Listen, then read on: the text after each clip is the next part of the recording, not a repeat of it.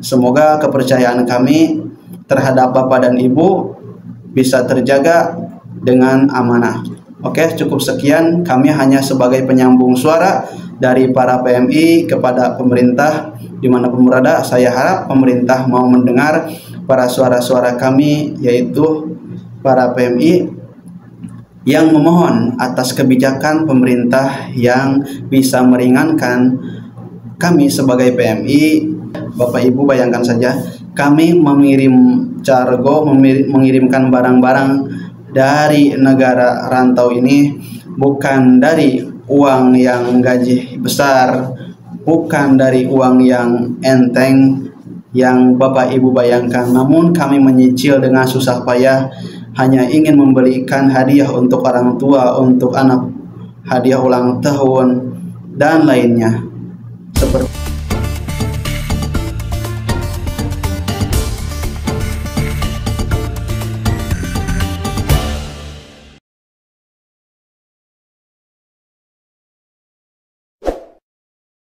Assalamualaikum warahmatullahi wabarakatuh. Welcome back to my channel. Kembali lagi di channelnya Ujang Maulana. Oke guys, hari demi hari, minggu demi minggu. Nah, sekarang sudah menginjak bulan kedua. Tentang perkembangan bea cukai, yaitu mengenai pemeriksaan atau penahanan barang kiriman PMI. Nah, seperti itu. Rupanya telah banyak para PMI yang merasa di PHP-kan atau diberi harapan palsu dan janji-janji manis oleh pemerintah. Sampai hari ini para PMI sudah tidak sabar ingin mendapatkan jawaban yang benar-benar meyakinkan dari pihak pemerintah. Dan bahkan banyak dari kalangan PMI yang bosan dengan mendengar janji-janji manis, inilah itulah, dan berbagai alasan-alasan dari pemerintah, dari bea cukai yang selalu diposting atau dikabarkan oleh mereka. Bahkan Menteri Keuangan pun tidak berbicara sama sekali, tidak memberikan penjelasan, baik Menteri Perdagangan, semuanya tidak ada respon kepada PMI. Padahal negara Indonesia adalah produksi tertinggi yang memproduksi para pekerja migran di seluruh dunia. Terbesar adalah Indonesia. Tapi pelayanan mereka kepada kita sama sekali kurang memuaskan bagi para PMI. Ada beberapa alasan yang dilontarkan oleh mereka ketika ditanyakan tentang perkembangan kelancaran terkait penahanan barang kiriman PMI. Di antaranya adalah alasan-alasan pemerintah atau jajaran bea cukai. Di antaranya adalah relaksasi barang kiriman PMI. Itu alasan pertama. Katanya ada kendala dalam pengiriman di bea cukai, itu di pabean dan cukai mengenai barang kiriman PMI atau cargo, yaitu adanya relaksasi barang kiriman PMI. Pertama itu yang alasan yang mereka katakan. Yang kedua, adanya kebijakan baru. Nah, kebijakan baru ini yang akan diterapkan katanya. Sedangkan barang PMI sudah sampai di negaranya sendiri, tapi kenapa kok kebijakan barunya itu belum dibuat, sedangkan barang-barang PMI sudah sampai ke negaranya, kenapa tidak dikirimkan? Harusnya kalau memang ada kebijakan baru dari pemerintah, harusnya cargo atau barang yang masuk ke negeri Indonesia harusnya di stop dulu sampai barang Indonesia habis, diantarkan ke tempat tujuannya masing-masing. Ini tidak seperti itu guys.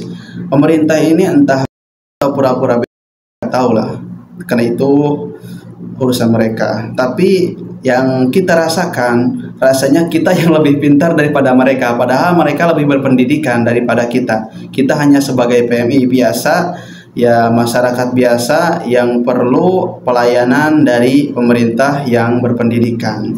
Yang ketiga, katanya menunggu kebijakan baru yang akan dibuat. Nah, seperti itu. Kenapa kebijakannya belum dibuat?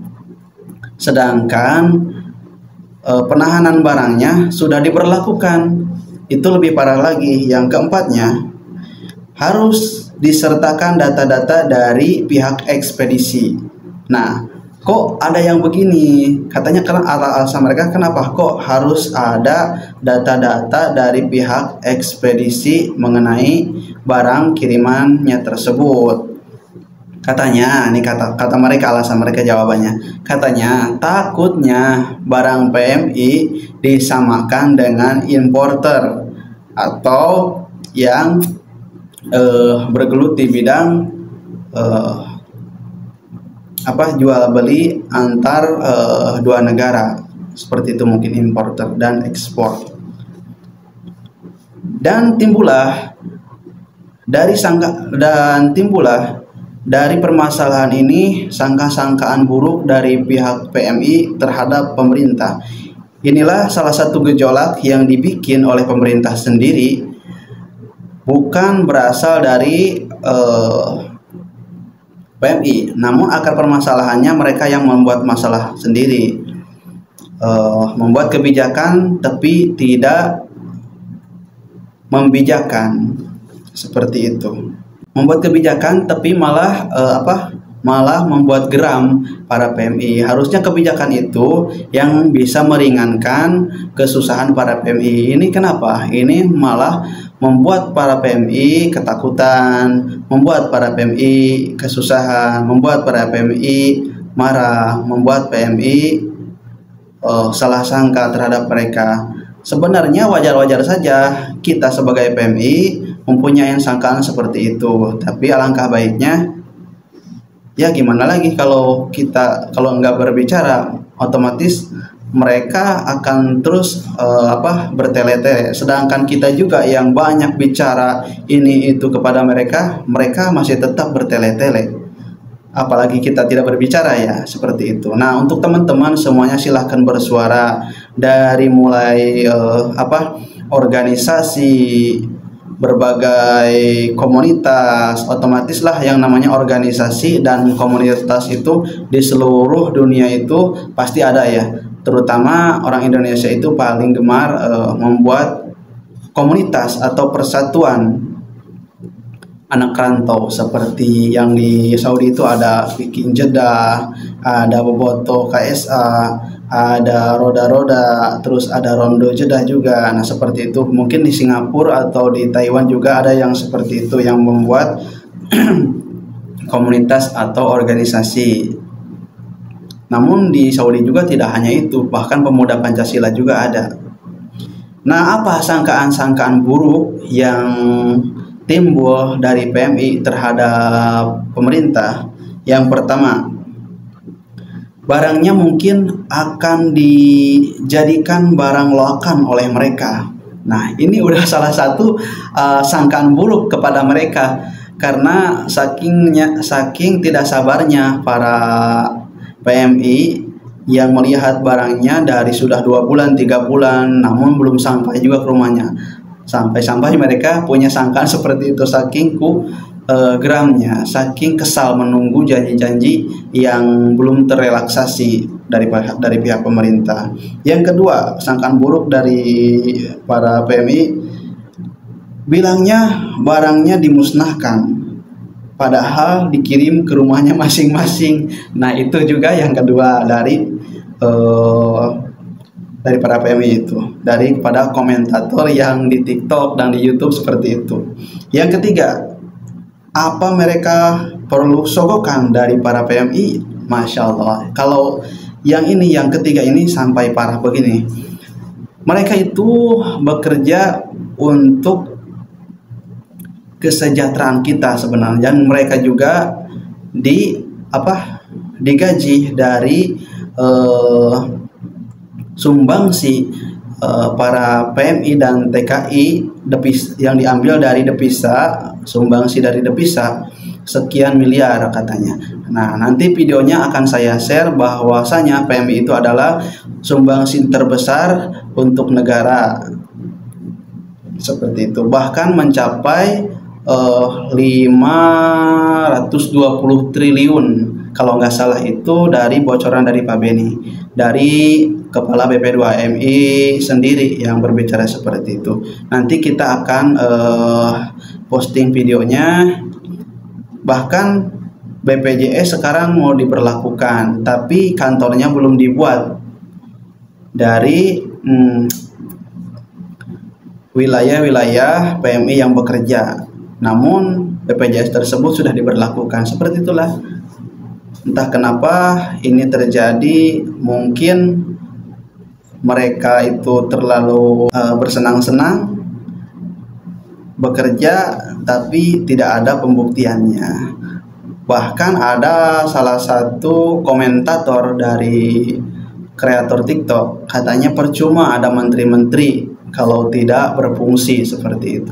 Bahkan Kementerian Keuangan pun tidak sama sekali memberikan jawaban dari komentator, dari komentar-komentar para netizen, bahkan dari Facebook, dari TikTok, dari Instagram, tidak ada jawaban sama sekali. Nah, sekarang siapa yang menjawab kalau bukan pemerintah sendiri?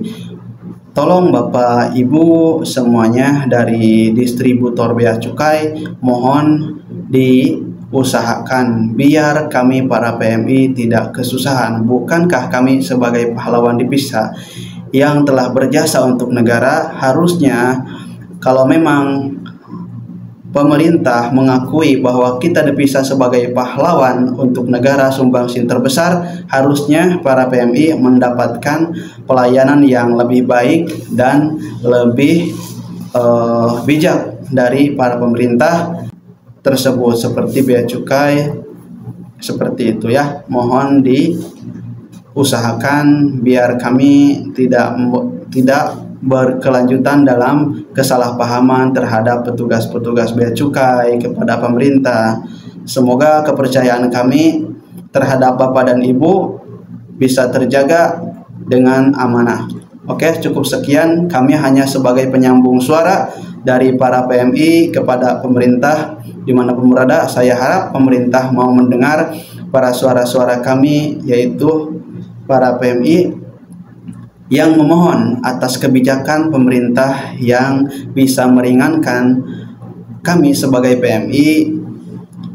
Bapak bayangkan saja, Bapak Ibu bayangkan saja, kami mengirim cargo, mengirimkan barang-barang dari negara rantau ini bukan dari uang yang gaji besar, bukan dari uang yang enteng yang Bapak Ibu bayangkan, namun kami menyicil dengan susah payah, hanya ingin membelikan hadiah untuk orang tua, untuk anak, hadiah ulang tahun dan lainnya. Seperti makanan pasti banyak yang basi, apabila ada mainan pasti banyak yang rusak. Bayangkan Bapak Ibu sendiri yang mengirimkan barang untuk anak, kemudian barang itu dirusak oleh orang lain, bagaimana hati Bapak dan Ibu? Silahkan Bapak dan Ibu berpikirlah sampai situ agar kami tetap percaya dan memegang teguh atas kepercayaan yang kami amanahkan terhadap Bapak dan Ibu. Terima kasih. Wassalamualaikum warahmatullahi wabarakatuh.